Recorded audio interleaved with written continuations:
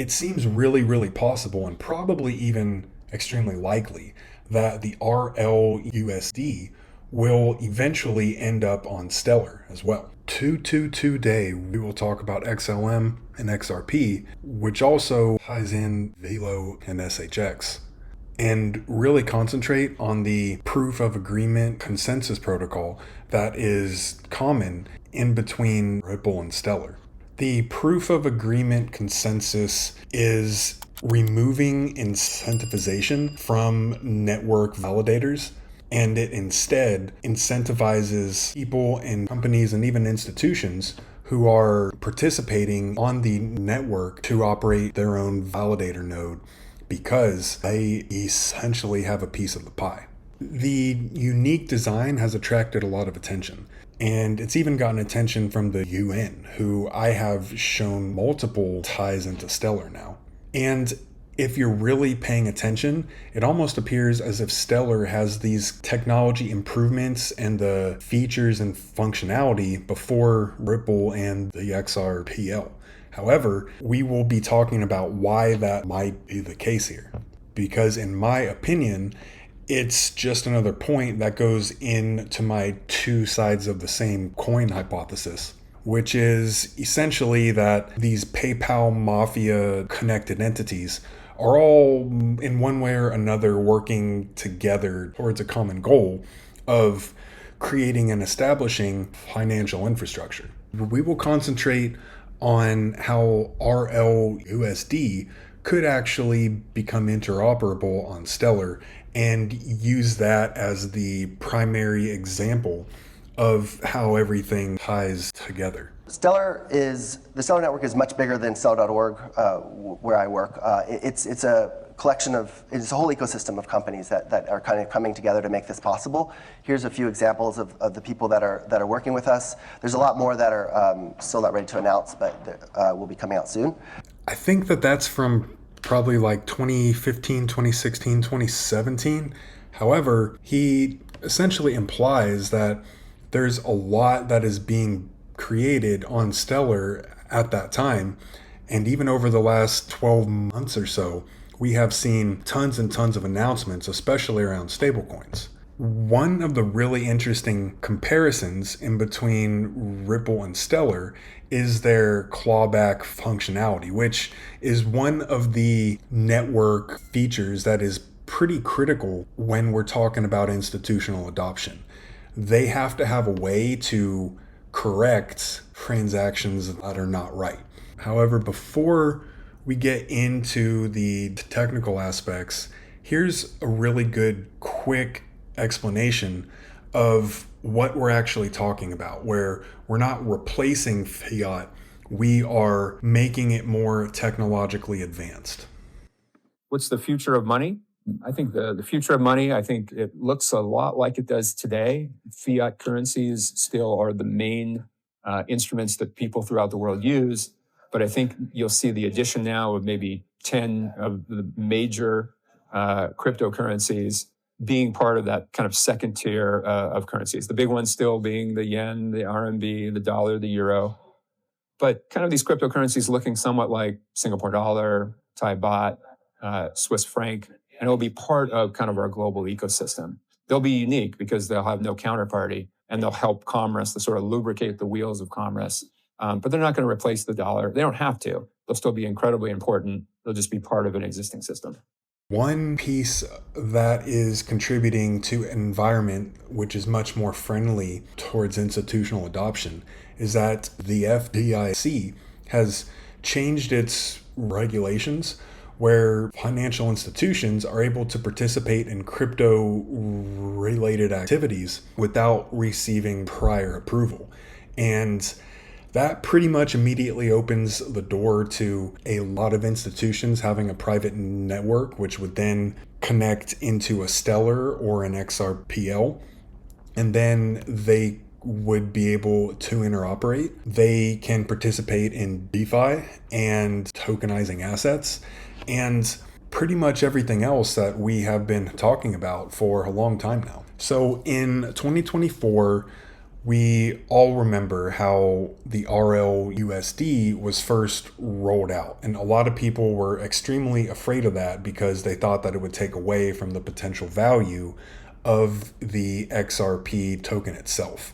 And while that may or may not be true, the tokens like XRP and XLM will still probably be extremely valuable as we move forward in time, just because of all of the activity happening on that chain, which includes transactions in between different denominations of stablecoins. That could be having that kind of asset act as the universal exchange asset for DeFi on chain. So I'm not really too terribly concerned about the now obvious predominance of stablecoin. However, the point here today is that it seems really possible and probably even extremely likely that the RLUSD will eventually end up on Stellar as well. And exactly 1 month after that picture, RLUSD was announced.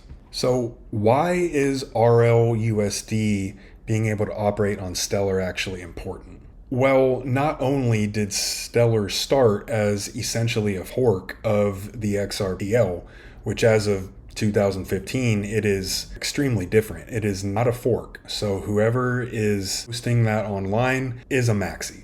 One of the real unique institutional application differences in between the two chains is that the clawbacks are comparable, but they're not exactly the same.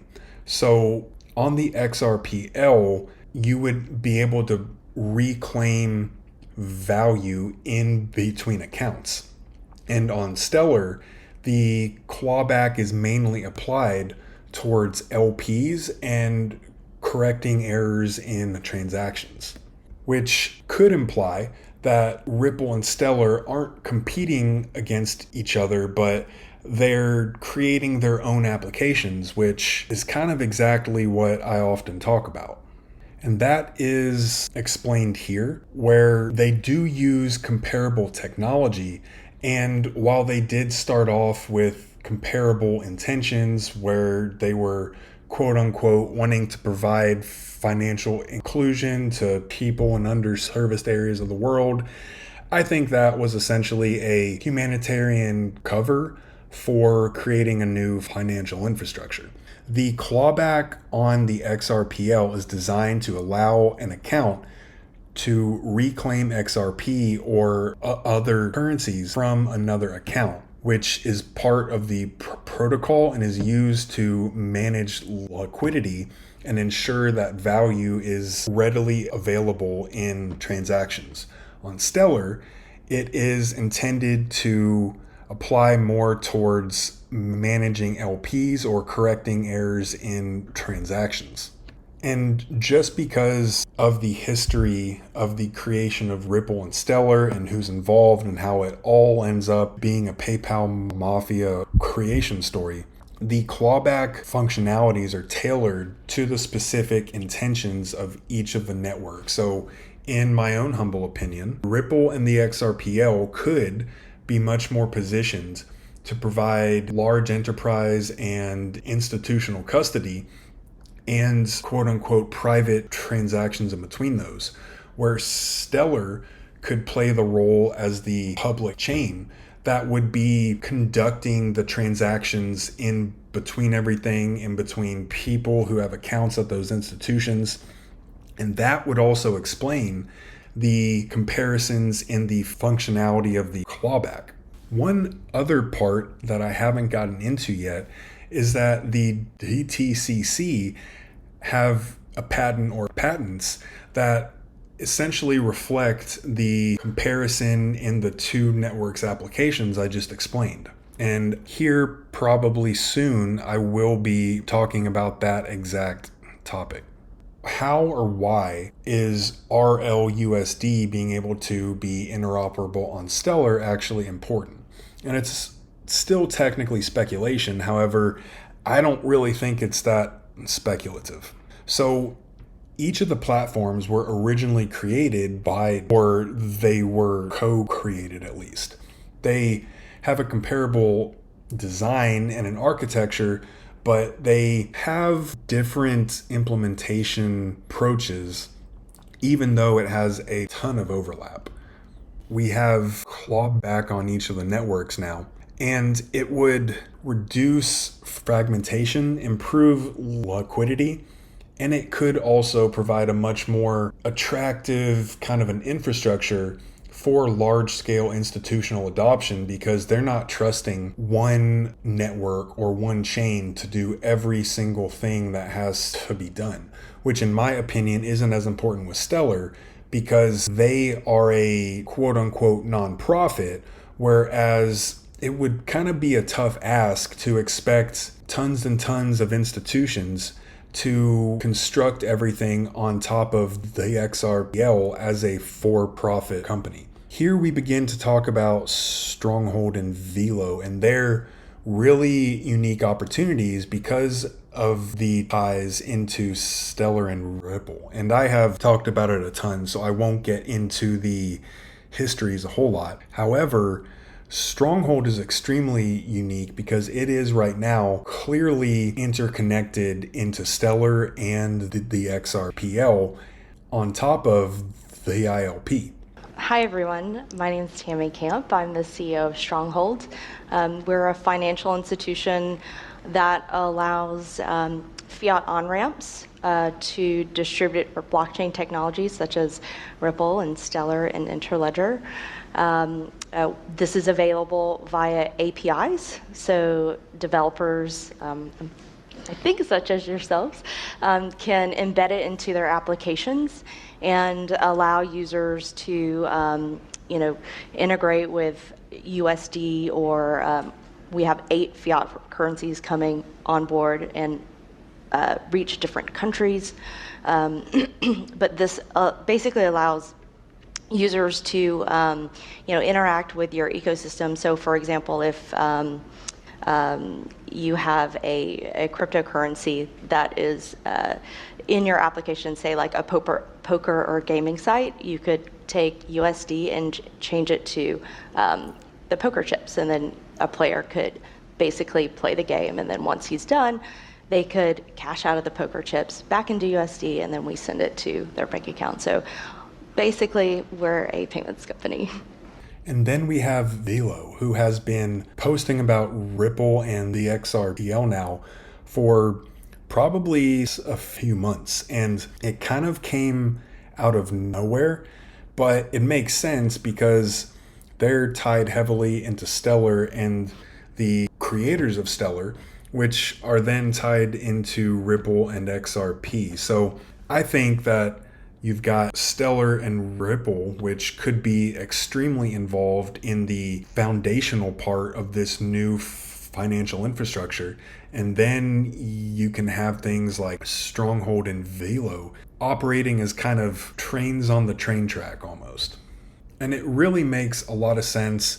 I've talked about the histories of the PayPal Mafia a lot. I intend to talk about it a lot more, in fact. But what if the split in between Ripple and Stellar was actually the intention all along? On top of that, what if the lawsuit was a distraction? Because in that time, Stellar has entrenched itself more and more, not only in retail applications, but with financial institutions and a few different subdivisions of the UN.